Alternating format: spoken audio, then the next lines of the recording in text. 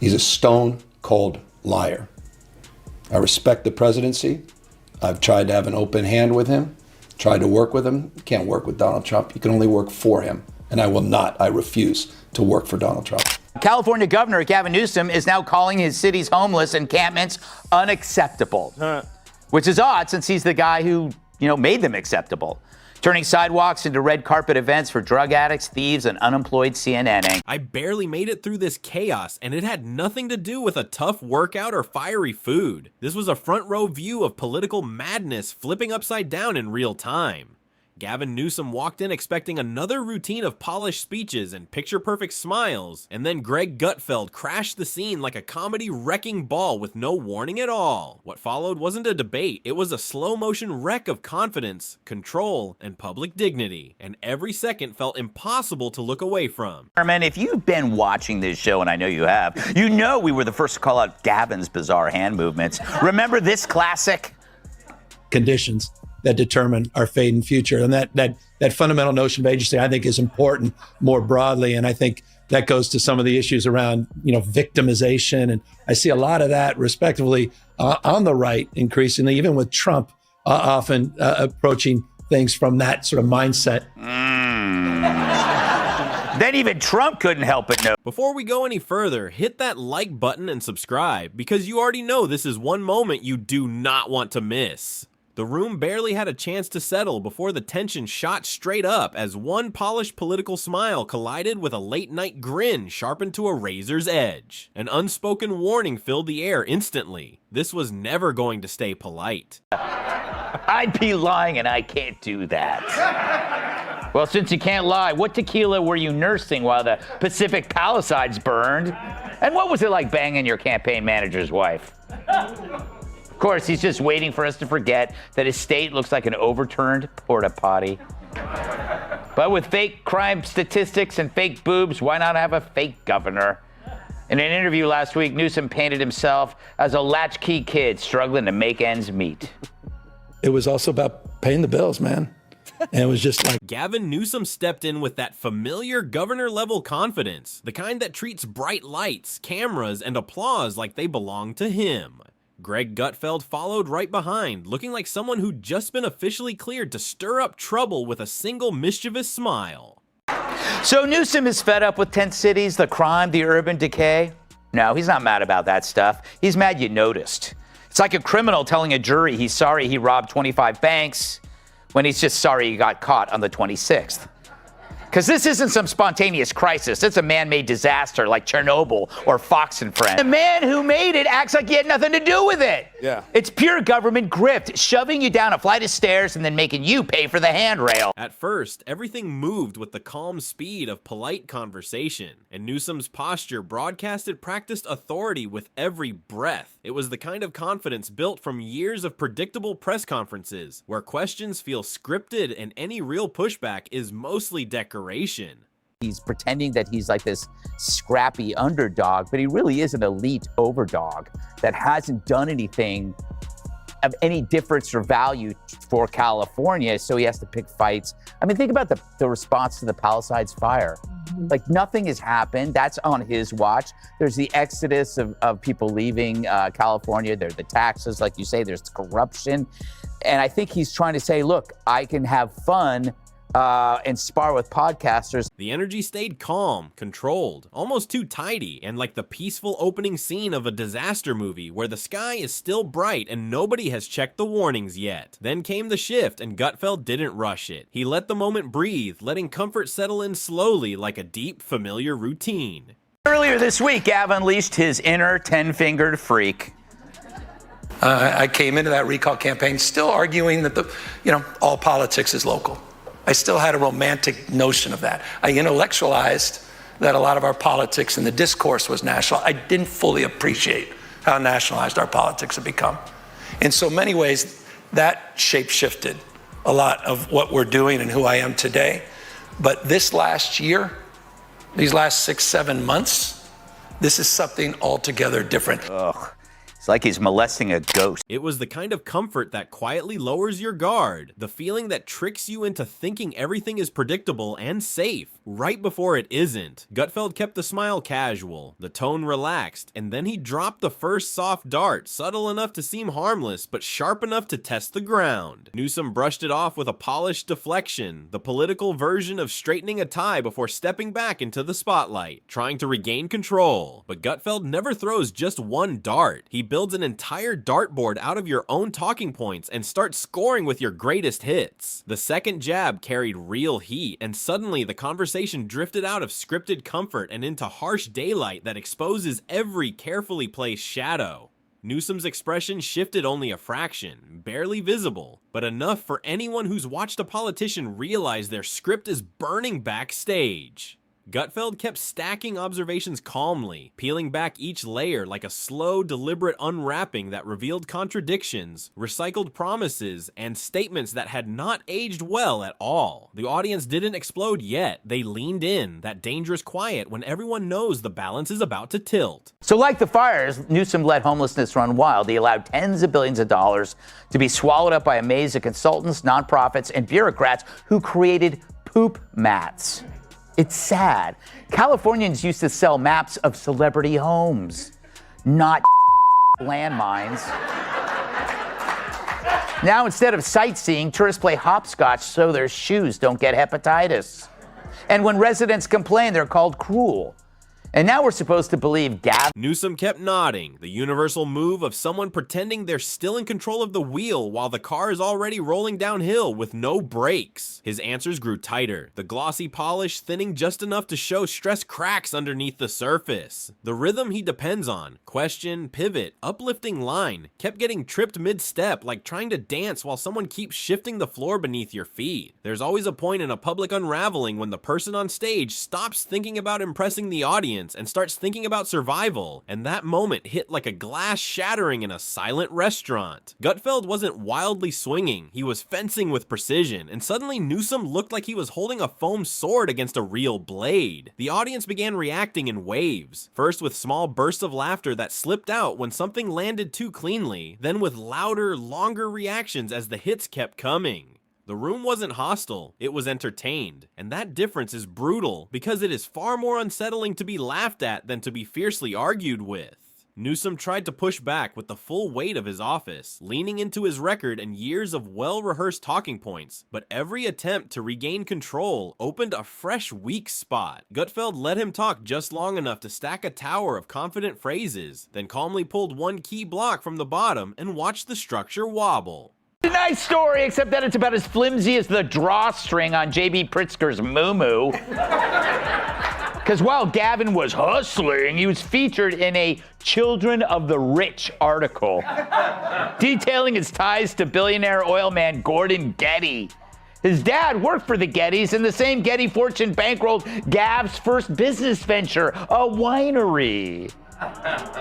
This guy owned a wine shop at 24 years old, back when yours truly was still doing nude modeling to pay for alcohol. This was the moment when the energy stopped feeling competitive and started feeling explosive as Newsom's tone rose, not in loudness, but in sharp intensity that sliced through the room. His words sped up, the edges tightened, and his face carried that unmistakable expression of someone who has suddenly realized they stepped into a debate they thought they had already won in their head. The eruption wasn't a scream, it was a rush of defensive momentum spilling out faster than he could control, and Gutfeld simply watched it unfold, like a man studying a fire burn itself out. He didn't interrupt, didn't overpower, didn't rush. He just let the moment burn down until it ran out of oxygen. When Newsom finally paused, stuck between breaths, and halfway through a retort, Gutfeld stepped back into the conversation as if nothing dramatic had happened at all, wearing the same relaxed posture and the same grin that now felt far more dangerous than before. The contrast said everything. One man was battling pressure, the other was clearly entertained by it. The more Newsom leaned into authority, the more the conversation drifted into satire, his serious lines landing like unintentional punchlines. Gutfeld didn't exaggerate anything. He didn't need to. Reality, arranged properly, exaggerated itself. Another redirect from Newsom, another attempt to regain footing, another polished defense, and another effortless checkmate from Gutfeld delivered through implication rather than volume. That's when the audience crossed from amused to delighted, reacting louder and faster, almost anticipating every moment that followed. But apparently, our commentary on his hands have gotten inside his head, and Gavin now is desperately trying to control himself, and or not. Well, it's a curious question. I made the entire point that crime's an issue and we want to tackle it, and we continue to do more in that space, and we announced in... Poor guy. I want you to watch again as his errant thumb valiantly, violently resists. Needs to get. Each pause now felt like a drum roll as Newsom struggled to hold the floor while the floor itself kept sliding out from under him.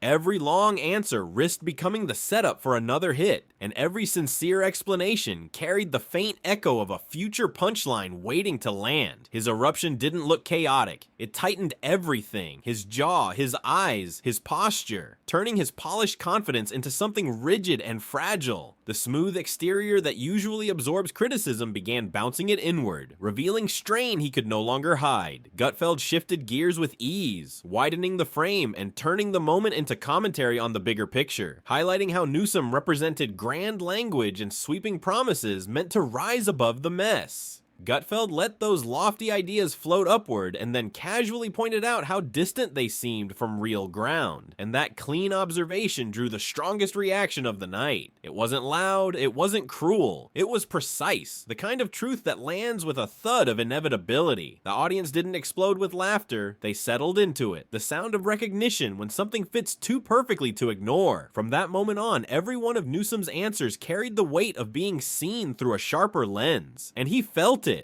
So why do I keep bringing up Gavin? Well, other than my respect for his work in American Psycho, he's starting to distance himself from his party's worst ideas. Newsom, a guy who hates fossil fuels but could still bring down the price of gas by wringing out his hair, once proclaimed that his state would be a sanctuary to all who seek it. Then people actually came.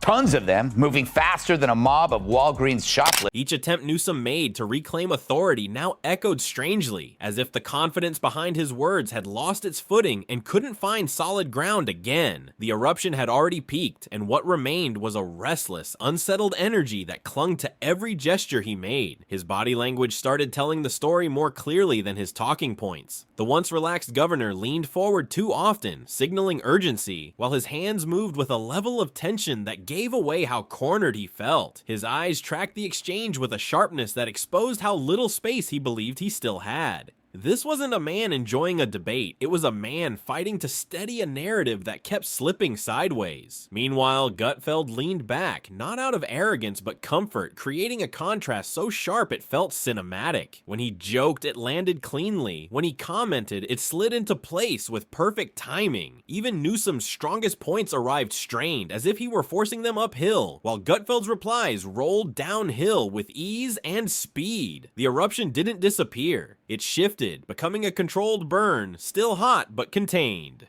Newsom spoke more carefully now, but caution had arrived too late. The earlier flare-up had already shaped how everything would be heard. The audience listened differently, skepticism sharpened by the laughter that came before. All the problems of the last decade were based on his and his party's lies. A man can grow his hair out and play girls' sports. A gangbanger can claim he's oppressed. That homeless junkie, he's just an out-of-work artist. See, Newsom wasn't just ignoring the problem, he enabled it because Dems were in a woke crouch, terrified of their loony base. But now that he's seeing the White House, he's got a brand new act, a common sense centrist, just a soccer dad in khakis, fed up with crime and chaos. It's all bull.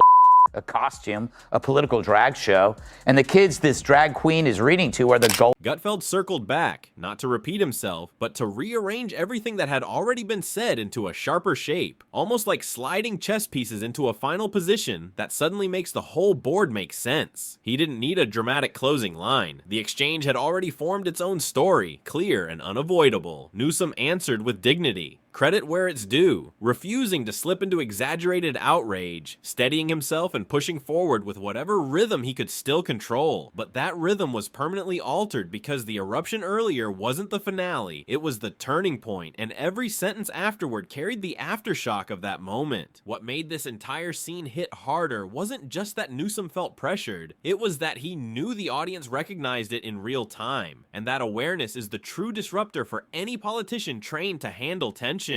Gutfeld widened the frame again, giving Newsom room to speak, then gently nudging that space just enough to reshape it without force. It wasn't dominance by aggression, it was dominance by tone, the quiet kind that works from underneath. By the final stretch, the eruption had cooled into something calmer but far more revealing. A mix of persistence and resignation, as Newsom fought on from containment instead of command, no longer trying to conquer the narrative, but trying to manage the tremors left behind. So last week, Newsom said he hopes the conservative Supreme Court will overturn the current law that bans his state from removing out-of-control homeless encampments. Imagine that. Well, what did you expect, Gavin? That the sanctuary seekers were going to show up in Winnebagos?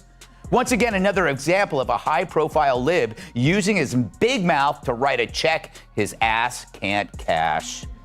Last year, after the Texas Governor Abbott ordered that parents of transitioning children should face criminal investigation, Newsom then tweeted this: "Trans kids and their families should be celebrated." The audience felt the shift instantly, and their reaction softened into a steadier rhythm as the spectacle transformed into something quieter and more reflective. The dramatic blow-up everyone expected had already happened, not with one big explosion, but through a series of precise moments that slowly tilted the ground beneath Newsom's feet. Gutfeld remained relaxed, making his final moves almost gentle, because there was no need for a knockout when the scorecards were already filled in his favor. His closing remarks didn't spike, they settled, and that calmness became the loudest message of the night. Newsom handled the ending with composure, straightening himself and trying to rebuild the posture he arrived with, but the residue of the clash lingered. The slight pauses before he answered, the small delays that felt like echoes of everything that had unfolded. It was like the aftermath of a storm everyone pretended was only light rain, even though the air carried that unmistakable clarity that comes after something powerful has shifted the landscape. No debris on stage, no dramatic wreckage, just the quiet realization that the room had been rearranged in a way no one could unsee. What made the moment last wasn't volume or chaos, it was the inversion, the way timing and tone eclipsed titles and resumes, showing exactly who controlled the room and who suddenly had to negotiate for it. He wasn't even one of those poor kids. Hell, poor kids don't have pet otters like Gavin did. Gavin actually had a pet otter, which also means he had pet fish to feed said otter. But he's lucky he started from privilege, he never had a real job, and once he gained power, he counts on Wikipedia editors to make him working class. And then you count on nobody bothering to look it all up, which is a bad strategy in this day of Grok and ChatGPT and a public who no longer believes anything coming. Gutfeld walked in as the night's entertainment, but he left as the center of gravity, pulling the entire room into his orbit without ever needing to force it. Somewhere between those two realities, the eruption stopped being about anger and turned into pure exposure. The kind that doesn't scorch in one flash, but stays warm in the audience's memory long after the cameras shut off. Everyone knew the exact moment the balance tipped because they felt it happen in real time, right in their seats. The conversation didn't end when the cameras stopped rolling. It simply moved into new spaces, green rooms, comment sections, and every corner of the internet where people replayed each frame like detectives searching for micro expressions and subtle clues. The eruption turned into a slow burn meme cycle, spreading piece by piece. Newsom's team reacted quickly, using the familiar language of confidence and calm, the verbal equivalent of smoothing wrinkles from a suit to make everything look untouched. Their message was clear, nothing unusual happened, just a spirited debate. But the more that narrative tried to settle, the more the visuals pushed back against it because the internet doesn't forget posture, timing, or the exact instant when a rhythm breaks under pressure. It remembers everything. So last week, when a California law was proposed that judges in custody cases favor the parent who supports transitioning a child's new gender, Newsom killed that law quicker than a late-term abortion. Yeah, I know, huh? Now the left, being the left, was outraged, but they missed something, because now Newsom says he only vetoed it since it's already the law. That's a nice one, dude. You got to admit, this guy's so oily, he should join OPEC. But what a magician. Only he pulls excuses out of his butt instead of rap. Gutfeld didn't need to parade around or celebrate after the moment ended. The silence alone made the impact sharper, because silence can be thunderous when everyone else is scrambling to explain their version of events. His advantage lingered not because he kept talking about it, but because he didn't. The exchange stood on its own, like a still frame that replays in your mind long after the scene has ended. What unsettled people most was how ordinary everything looked on the surface. The kind of subtle disruption that rattles polished institutions far more than loud chaos ever could. A storm is easy to prepare for, but you can't rehearse for a shift in gravity. Newsom's eruption in hindsight felt less like anger and more like a visible crack in a rhythm he'd maintained carefully for years. A moment where his inner tension met the outside world a bit too clearly. Once a crack appears, even if it's patched, everyone knows exactly where to look next time. Long after the laughs fade and the clips stop trending, the exchange remains a blueprint for how fast control can flip when comfort meets perfect timing. No scandal, no dramatic exit. Just the unmistakable realization of who truly owned the room and who suddenly had to fight to keep their footing.